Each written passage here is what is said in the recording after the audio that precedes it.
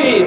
হেফাজতে ইসলামের পক্ষ থেকে বিগত ৩রা মে ঐতিহাসিক সোহরাওয়ার্দী উদ্যানে আয়োজিত ঐতিহাসিক মহাসমাবেশ থেকে আমরা পরিষ্কার ৩ দফা দাবি তুলেছি।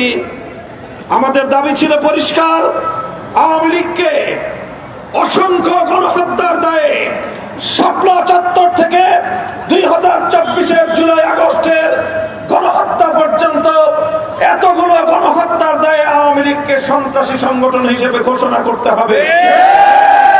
আমাদের দাবি ছিল এই সকল গণহত্যা, গুম, খুনের কারণে শেখ হাসিনা সহ তার খুনি মন্ত্রী পরিষদের সদস্যবর্গ এবং তার প্রশাসনের খুনি কর্মকর্তাদেরকে বিচারের কাঠগড়ায় দাঁড় করিয়ে দৃষ্টান্তমূলক শাস্তি নিশ্চিত করতে হবে।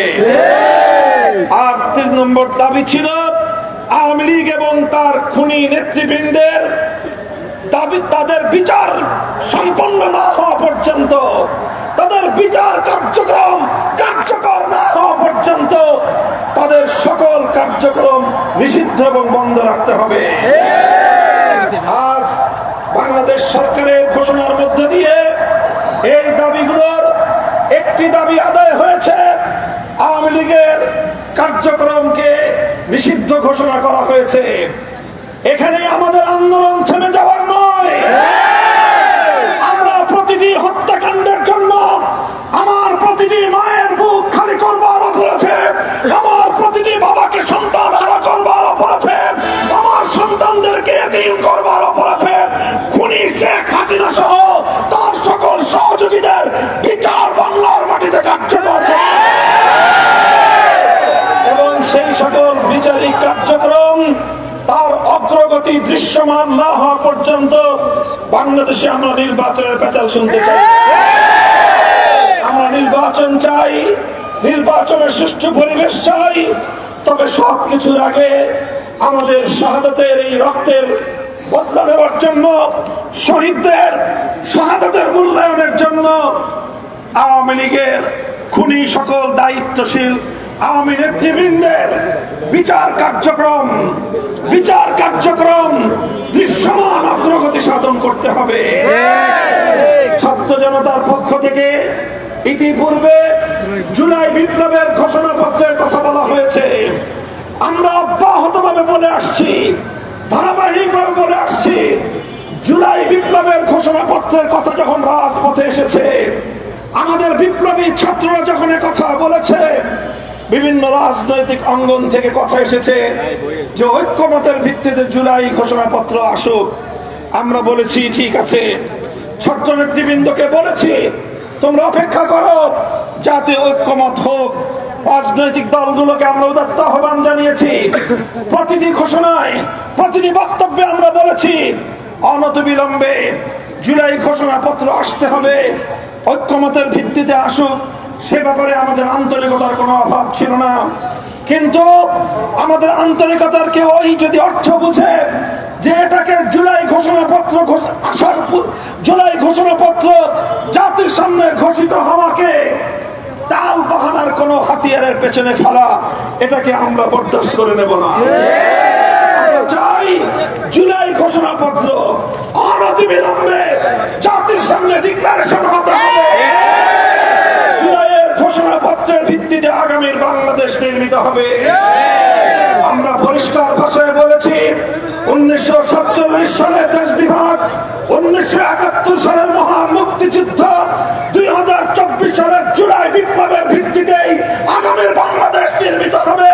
আগামীর বাংলাদেশ কাজে কোন একটি ঘটনাকে গুরুত্বহীন করে পাশ কাটিয়ে আগামীর বাংলাদেশ নির্মাণ করবার স্বপ্ন দিবা স্বপ্নে পরিণত হবে ইনশাআল্লাহ। আমাদের ছাত্র নেতৃবৃন্দের মধ্যে বিগত কয়েকদিন যারা অক্লান্ত পরিশ্রম করেছে, রাজপথে রাত দিন নাওয়া খাওয়া একাকার করেছে, আমি তাদের সকলকে সংগ্রামী অভিবাদন জানাই।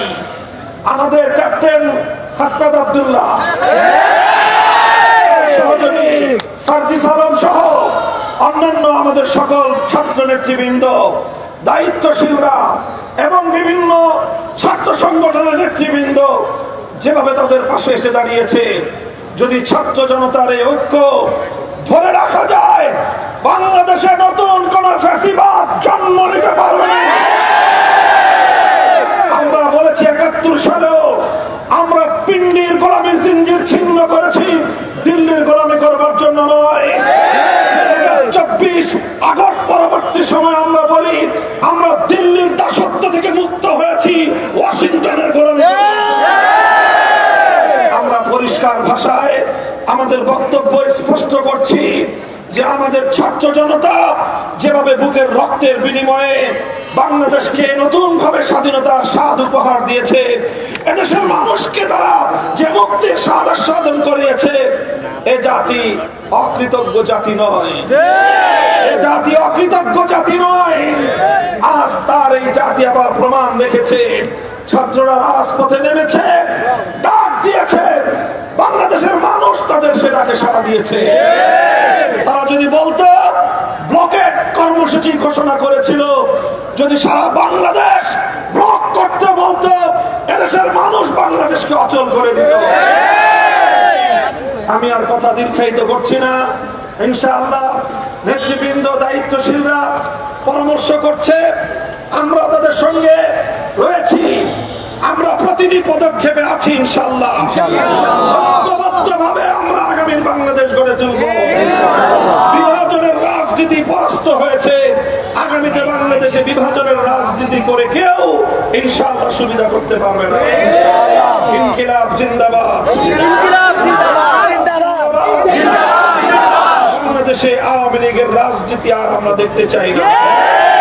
আওয়ামী লীগের আপাতত কার্যক্রম নিষিদ্ধ হয়েছে, আগামীতে আমরা বাংলাদেশে সরকারিভাবে আওয়ামী লীগকে সন্ত্রাসী সংগঠন হিসেবে ঘোষণা করে পর্যায়ক্রমে তাদের রাজনীতি নিষিদ্ধ করতে হবে এবং আওয়ামী লীগকে চূড়ান্ত ভাবে নিষিদ্ধ সংগঠন হিসেবে ঘোষণা করতে হবে। স্পষ্ট এই দাবি রেখে আবারও এই রাত দুপুরে সংগ্রামী ছাত্র জনতাকে সংগ্রামী অভিবাদন, আগামীর দিনে রাজপথের সংগ্রামী আহ্বান জানিয়ে বক্তব্য শেষ করছি। আসসালামু আলাইকুম ওয়া রাহমাতুল্লাহ।